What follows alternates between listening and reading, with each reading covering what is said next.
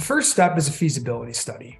This involves a collaboration between ApiJect and the client to design formulation, a BFS filling, and packaging studies. Samples from these studies will get pulled throughout the process for the client to analyze and put on stability.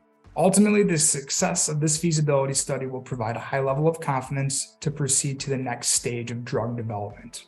Now, depending on several factors, things like the batch size and the hazard class of the drug formulation, these feasibility studies can be performed at the ApiJect Technology Development Center or in collaboration with one of our partner GMP manufacturing locations.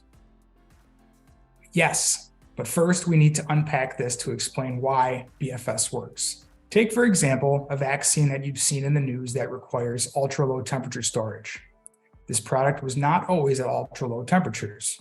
It needed to be warmed up to a liquid state to be formulated and filled into a drug container. For BFS, we would do the same thing. We'd receive the active pharmaceutical ingredient, most likely in an ultra-low temperature condition, thaw it to a liquid state, formulate it, fill it in BFS, package it, and then return it to an ultra-low temperature state until needed for final use. Yes, blow, fill, seal, and the ApiJect delivery system can be used for vaccines. It all starts with feasibility trials to ensure compatibility and evaluate product stability.